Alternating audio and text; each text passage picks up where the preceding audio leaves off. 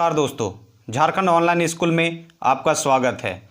दोस्तों, आज हम class 9th Jharkhand board exam 2022 के अंतर्गत विश्व के इतिहास में फ्रांसीसी क्रांति के बारे में चर्चा करेंगे। तो दोस्तों, इस क्लास को लाइक कर दीजिएगा और अभी से इसे अधिक से अधिक शेयर कीजिएगा और जितने भी मित्र इस क्लास को देख रहे हैं वो अपने व्हाट्सएप पर स्टेटस लगा दीजिएगा। दोस्तों, यदि आप इस क्लास को पूरा देखते हैं तो आपका एग्ज़ाम झींगा लाला होने वाला है। तो चलिए दोस्तों, इस क्लास को शुरू करते हैं। तो आज जो हम लोग बात करने वाले हैं वो फ्रांसीसी क्रांति के विषय में चर्चा करने वाले हैं। तो फ्रांस की क्रांति 14 जुलाई 1789 ईस्वी को हुई थी। फ्रांस की क्रांति 14 जुलाई 1789 ईस्वी को हुई थी और इस क्रांति को बुर्जुआ की क्रांति भी कहते हैं। इस क्रांति को बुर्जुआ की क्रांति भी कहते हैं क्योंकि ये जो क्रांति जिस वर्ग के द्वारा की गई उस वर्ग का नाम है मध्यम वर्ग, इसलिए इस क्रांति को बुर्जुआ की क्रांति कहा गया है। कहा जाता है कि ये पूरा का पूरा जन क्रांति है जो निम्न वर्ग ने उच्च वर्ग के विरुद्ध की थी।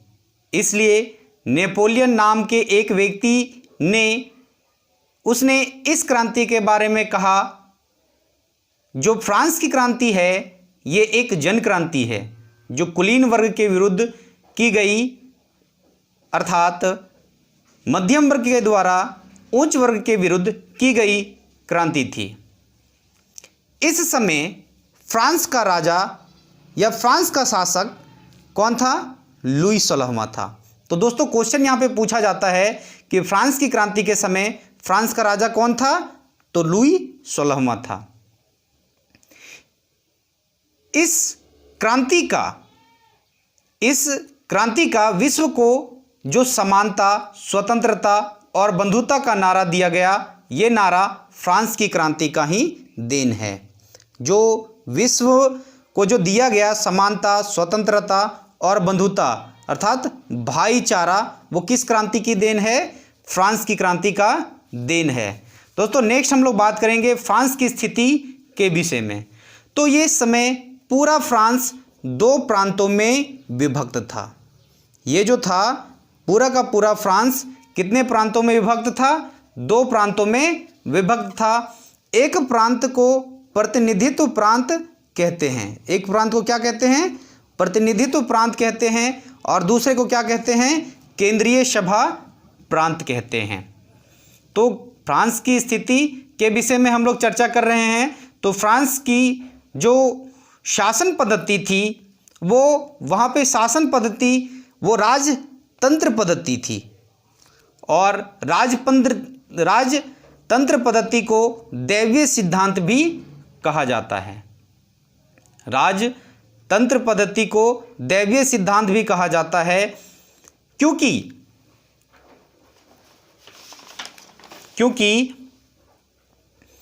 राजा ही इस पृथ्वी पर देवता है। देवता के बाद में जनता का यदि कोई देवता है तो वह है राजा। जो राजा के द्वारा कानून बना दिया गया है वही अंतिम कानून होता है और राजा के शब्द ही कानून है। और यहाँ की जो शासन व्यवस्था थी वो कैसी शासन व्यवस्था थी? निरंकुश शासन व्यवस्था थी। तो फ्रांस का राजा जो उस समय फ्रांस की क्रांति के समय था वो कौन से वंश का था? बुर्बो वंश का राजा था। और नेक्स्ट हम लोग बात करेंगे फ्रांस के प्रमुख राजा के विषय में। तो फ्रांस के जो प्रमुख राजा थे उनके विषय में हम लोग बात करेंगे। तो जो प्रथम थे वो थे, जो चर्चित में थे, उनका नाम था लुई 16वां। इसके बारे में कहा जाता है कि फ्रांस का यदि कोई चहुमुखी विकास किया है तो वह है लुई 14। इसलिए इसके शासनकाल को इसलिए इसके शासनकाल को लुई 14 शासनकाल कहा जाता है। नेक्स्ट हम लोग बात करेंगे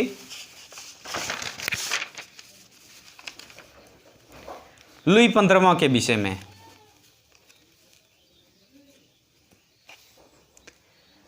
फ्रांस की जितनी भी स्थिति थी, जैसे आर्थिक स्थिति, राजनीतिक स्थिति, धार्मिक स्थिति, क्योंकि यहाँ के चर्च के जो पादरी होते थे उनका वर्चस्व धीरे धीरे बढ़ने लगा था और ये संपूर्ण घटना लुई 15वां के शासनकाल में होती है। नेक्स्ट हम लोग बात करते हैं लुई 16वां के विषय में।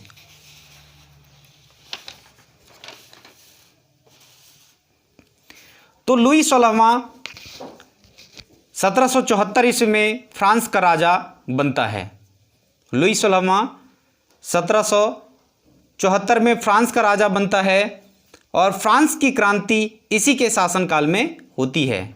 तो यहाँ पे क्वेश्चन पूछा जाता है दोस्तों कि फ्रांस की क्रांति किसके शासनकाल में हुई थी? तो लुई 16वां के शासनकाल में हुई थी। नेक्स्ट हम लोग बात करते हैं पार्लमा के विषय में। तो पार्लमा फ्रांस की एक संस्था होती थी जिसका नाम था पार्लमा, और ये पार्लमा एक न्यायिक संस्था होती थी और इसमें कुल सदस्यों की संख्या कितनी थी? 13 थी। और पेरिस की पार्लमा सबसे अधिक शक्तिशाली थी। पार्लमा के बारे में कहा जाता है कि राजा के द्वारा कोई भी कानून बनाया जाता तो उस कानून को जांच करती थी और उस संस्था का नाम पार्लमा था, और इस संस्था पर भी फ्रांस के राजा का अधिकार हुआ करता था। इस संस्था पर भी फ्रांस के राजा का अधिकार हुआ करता था। नेक्स्ट हम लोग बात करेंगे जनरल स्टेटस के बारे में। तो ये प्रतिनिधित्व संस्था थी, ये फ्रांस की एक प्रतिनिधित्व संस्था थी और इसमें जो सदस्य चुने जाते थे वे जनता के द्वारा चुने गए जाते थे और इसका गठन फ्रांस के राजा के द्वारा किया गया था। इसका गठन फ्रांस के राजा के द्वारा किया गया था और इसलिए किया गया था क्योंकि राजा के नाम पर मात्र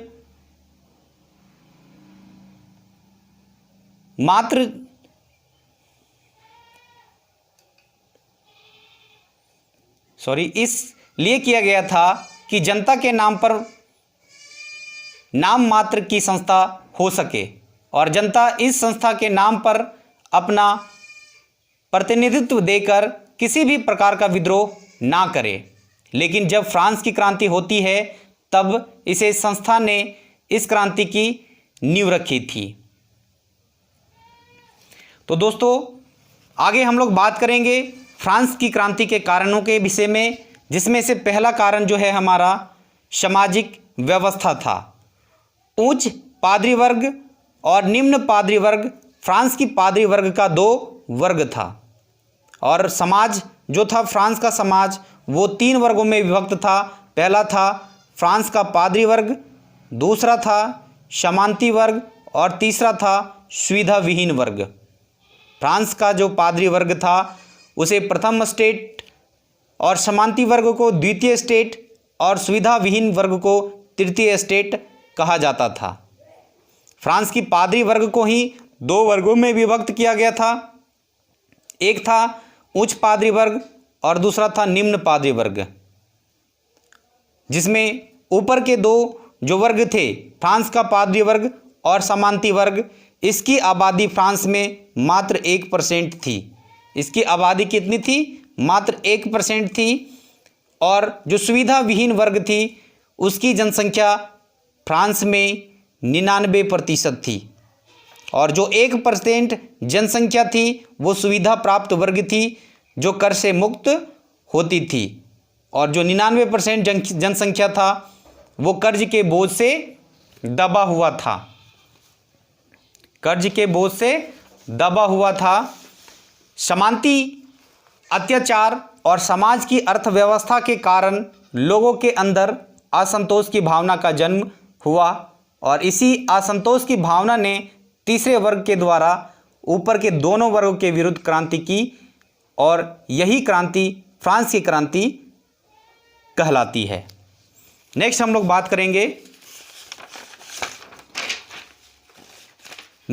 बात करेंगे दूसरे कारण के विषय में और दूसरा जो कारण था वो कारण था गेलिकन चर्च। दूसरा जो कारण था वो था गेलिकन चर्च।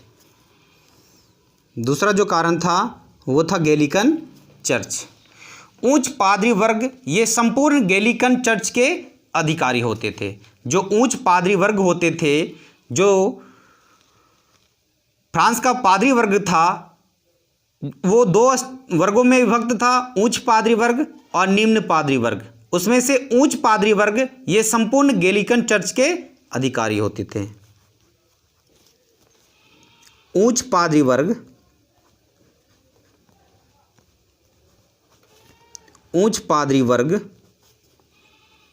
संपूर्ण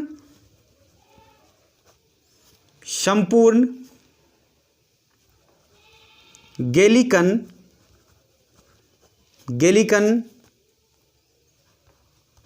चर्च के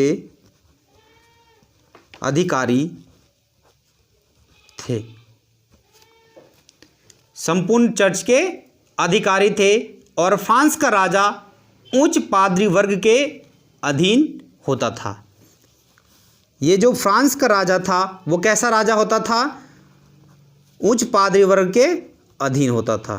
फ्रांस का राजा उच्च पादरी वर्ग के अधीन होता था। उच्च पादरी वर्ग के अधीन होता था और इस चर्च में लुई 16वें को फांसी के फंदे पर लटकाया जाएगा, जिसके बारे में हम लोग आगे चर्चा करेंगे। नेक्स्ट जो है वो है कृषकों की स्थिति। तीसरा क्या कारण है? कृषकों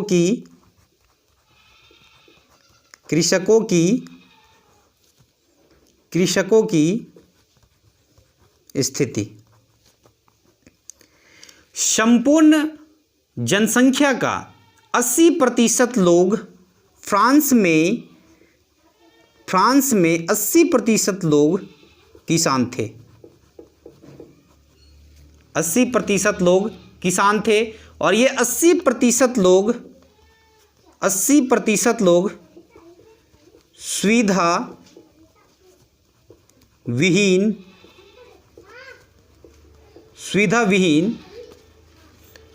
विहीन वर्ग के अंतर्गत आते थे। लगातार अकाल पड़ रहा था, इसके बावजूद किसानों के रोजगार के साधन नहीं मिल रहे थे। कई बार तो स्थिति यहाँ तक हो गई थी कि फ्रांस के जो किसान थे, जिसमें से ऐसे किसान थे जो भूखे मर रहे थे। जब भूखे मर रहे थे तब जनता राजा के पास आई और लुई 16वां के पास आने के बाद लुई 16वां की जो पत्नी मेरी एंतवानेत, जो ऑस्ट्रिया की राजकुमारी थी, जब जनता कहती है कि हमें खाने के लिए रोटी नहीं मिल रही है, राजकुमारी हमें रोटी दो खाने के लिए, हमें अनाज चाहिए खाने के लिए, तब राजकुमारी कहती है कि यदि आपके पास रोटी नहीं है तो आप केक खाइए। राज परिवार को यहाँ तक पता नहीं होता है कि केक क्या होती है, रोटी क्या होती है, इन दोनों का क्या मतलब संबंध है, क्योंकि ये दरबार से कभी बाहर ही नहीं निकले थे, और ये जब फिर वापस आते हैं तो विद्रोह की भावना लेकर वापस आते हैं। नेक्स्ट जो हम लोग बात करेंगे वो है फ्रांस की आर्थिक स्थिति। फ्रांस की आर्थिक स्थिति। फ्रांस की आर्थिक स्थिति। इस आर्थिक स्थिति के बारे में कहा जाता है कि एक राजा था जिसका नाम था लुई 14वां। लुई 14वां ने ही वारसाई के महल बनवाए थे, लेकिन इसके बाद लुई 15वां बना और फिर लुई 16वां। लुई 16वां ने वारसाई के महल में इतनी फिजूल खर्च की थी कि राजा का जो राजकोष था उसमें घाटा तक आ गया और खजाना खाली हो गया। इसके बाद किसानों पर कर बढ़ा दिया गया और किसान पहले से ही परेशान थे। इस प्रकार आर्थिक स्थिति कमज़ोर हो गई और यह भी फ्रांस की क्रांति का कारण माना जाता है। पांचवा है अमेरिकी क्रांति का प्रभाव। अमेरिकी क्रांति का प्रभाव। अमेरिकी क्रांति का प्रभाव।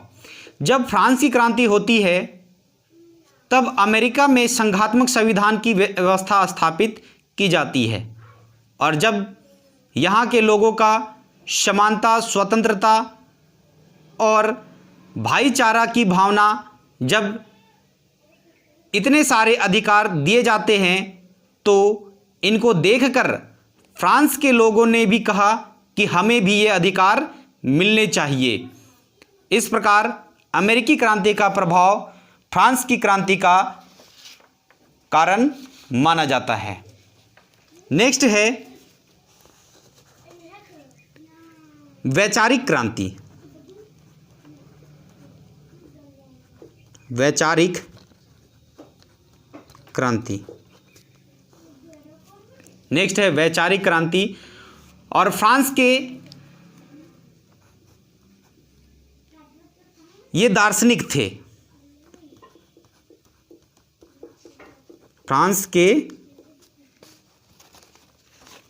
फ्रांस के दार्शनिक थे।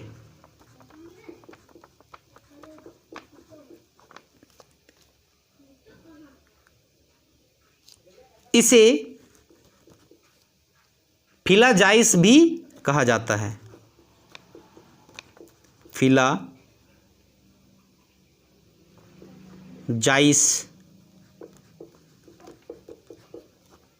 भी कहा जाता है। तो फ्रांस के जो दार्शनिक थे उनको क्या कहा जाता है? फिलाजाइस भी कहा जाता है।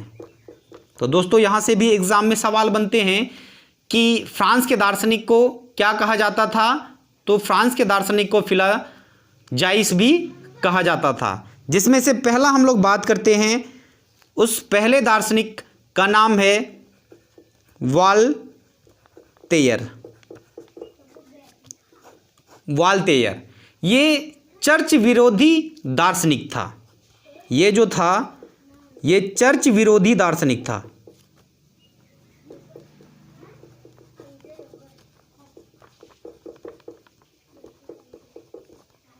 ये कैसा दार्शनिक था?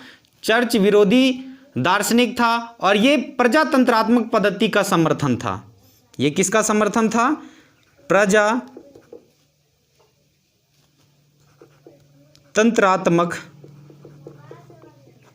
प्रजातंत्रात्मक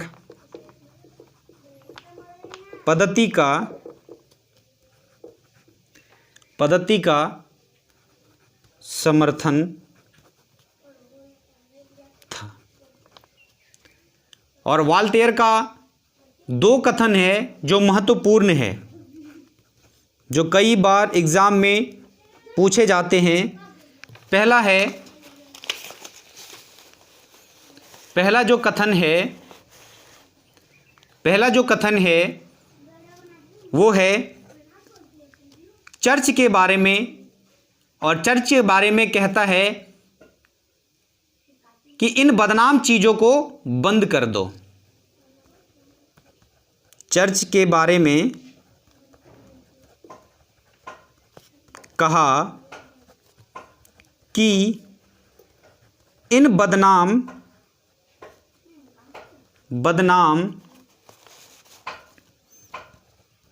चीज़ों को बंद कर दो। और दूसरा इसका महत्वपूर्ण कथन है 100 चूहों के बजाय एक सिंह का शासन उत्तम होता है। 100 चूहों के बजाय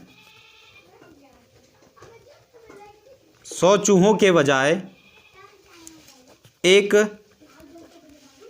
सिंह का शासन उत्तम होता है।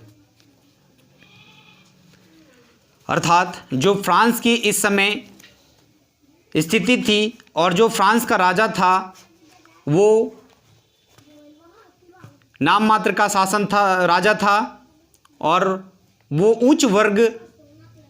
उच्च पादरी वर्ग थे उनके अधीन होते थे। इसलिए वाल्टेयर ने कहा कि 100 चूहों के बजाय एक सिंह का शासन उत्तम होता है। और ये जो चर्च थी वो एक धार्मिक संस्था थी।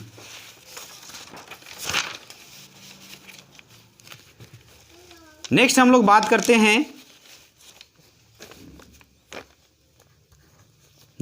बात करेंगे मॉन्टेस्क्यू।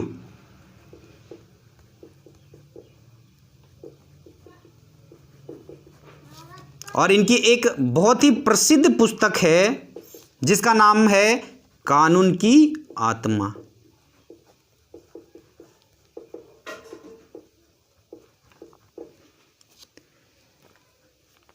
नेक्स्ट अगला जो दार्शनिक है जो फ्रांस की क्रांति में महत्वपूर्ण भूमिका निभाते हैं वो हैं रूसो। और रूसो की एक बहुत ही प्रसिद्ध पुस्तक है जिसका नाम है सोशल कॉन्ट्रैक्ट। सोशल कॉन्ट्रैक्ट ये कई बार एग्ज़ाम में आ चुका है। ये बहुत ही वीवीआई माना जाता है। तो रूसो के विषय में नेपोलियन का कथन है कि रूसो का जन्म नहीं होता तो फ्रांस की राज्य क्रांति होना असंभव था। और दूसरा एक कथन और भी है कि फ्रांस की क्रांति जन क्रांति थी जो कुलीन वर्ग के विरुद्ध होती थी। और फ्रांस की क्रांति का शिशु भी नेपोलियन को कहा जाता है। नेक्स्ट है अगला दिदरो। ये फ्रांस के प्रमुख दार्शनिक थे जिनको फिलाजाइस भी कहा जाता था, और ये फ्रांस की क्रांति में महत्वपूर्ण भूमिका निभाते हैं। तो कई बार यहाँ पे क्वेश्चन आ जाता है। आप लोगों को बता ही देता हूँ कि फ्रांस की क्रांति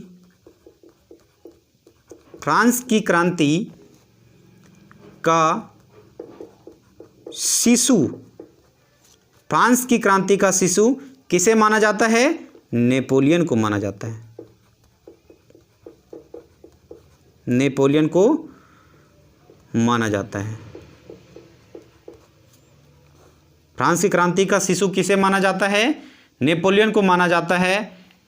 तो दोस्तों इस प्रकार से हम लोग क्लास 9th का चैप्टर नंबर 1 फ्रांसीसी क्रांति के विषय में चर्चा की है, और उम्मीद है कि आप लोगों को अच्छी से समझ में आएगी और लोग इसको शेयर भी करेंगे। तो धन्यवाद।